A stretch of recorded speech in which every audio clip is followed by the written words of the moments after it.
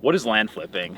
Basically, land flipping is when you're buying land and selling it to somebody on a contract for deed or cash and making money off of what you bought it for. I buy parcels like this every week and I make anywhere from $10,000 to $100,000 on every parcel. If you want to learn how to do that, watch the end of the video because I'm going to have one more tip for you at the end, which will make sure that you're successful.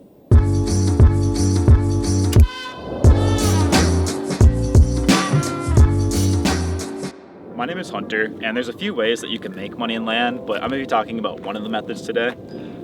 So there's a few reasons why land is better than other types of real estate. One, there's less government restriction. Two, it's easier to do. Three, there's less competition. There's less people that are flipping land, so naturally there's less competition. Four, you can make more money. There's a higher ROI. And five, it's just faster to do. What are the downsides? One, there isn't that much information out there, and two, it does require some money on like wholesaling, which you can do for no money. So how do you find land below market value? Volume. You have to do a ton of volume. Send out as many offers as you can and then take the best deals that you get back. And there's a lot of ways that you can send out offers. You can do cold calling, or my favorite is direct mail. And with direct mail, the reason I like it more is it takes less of your time. Once you find those deals, you just direct mail all the owners, and it doesn't cost that much money compared to the amount that you're going to be making on each deal. And if you do want to do direct mail, I have a business, directrei.com, and we will send your mailers for you, or you can do it yourself and save a little bit of money. But direct mail is the best way for finding properties in vacant land. The best place to find deals is off market. So there's a few things that I look for when I'm considering buying land, and the biggest thing I'm looking for is zoning. So you want to make sure the property is zoned for the most things possible. So if you can camp on the property, if there's no minimum building size, then you could do like a cabin or a tiny house on the property. And then if they allow mobile homes, if they allow regular homes, and what you can do, can you Airbnb the property? A few different things. So those are the things that you're looking for in zoning. The next thing that you want to make sure is that location is good. So location, location, location in real estate. Are you by a city? Are you by a lake? Are you by a national park? You want to be by something that's going to attract people to that property. So if you have those two things, then I'm going to target that area.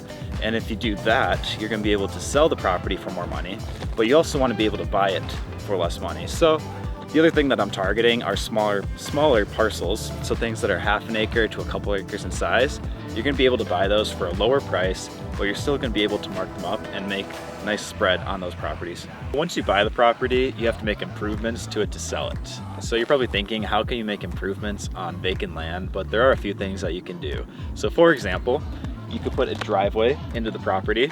You could clear it out. If we're in a wooded area, there's trees, you could clear it out. You can make access to the lake if there's a lake on the property. Just making it more accessible for somebody is going to increase the value way more than you think, because when they're able to drive into the property and kind of imagine, oh, this is where we're going to be camping, or this is where our cabin's going to be, or this is where our house is going to be. If they're able to see that, you're able to sell them that dream. You're going to be able to mark that property up way higher than if you're just selling vacant land to them. So that's number one.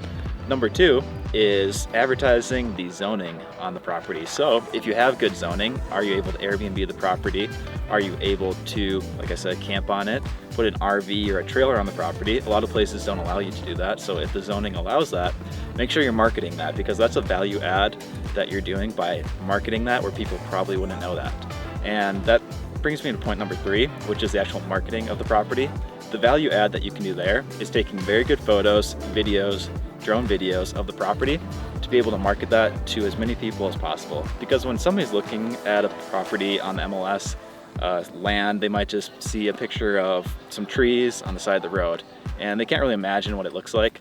But if you have a video walking through the property, aerial drone shots of the property, and really good pictures, you're going to be able to show a ton of people what the property actually looks like, and they don't actually have to drive out to it, and it's going to stand out to them compared to other properties that are on the market.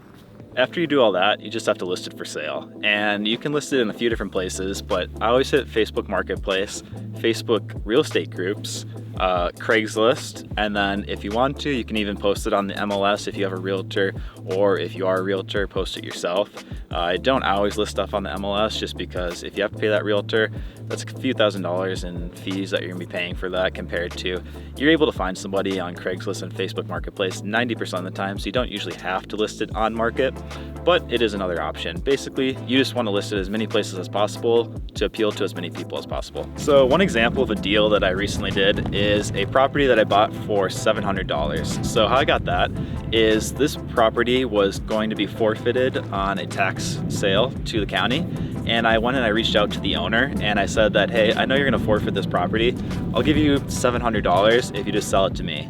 The reason that the owner was going to forfeit it to the county is they thought because there was a title issue on the property that they weren't going to be able to sell it using a realtor and really recoup most of their money. So they thought it was kind of like a wash where it didn't really make sense for them to go through that process. So they were just going to forfeit it. So I said, hey, I'll give you $700. You're going to make some money and you don't have to do anything. I'll figure out the title issue and you'll be clear, nothing to do. So I gave him $700. I figured out the title issue. I used the title company, it was $1,000. So all in, I'm in for $1,700. I went and I sold that property.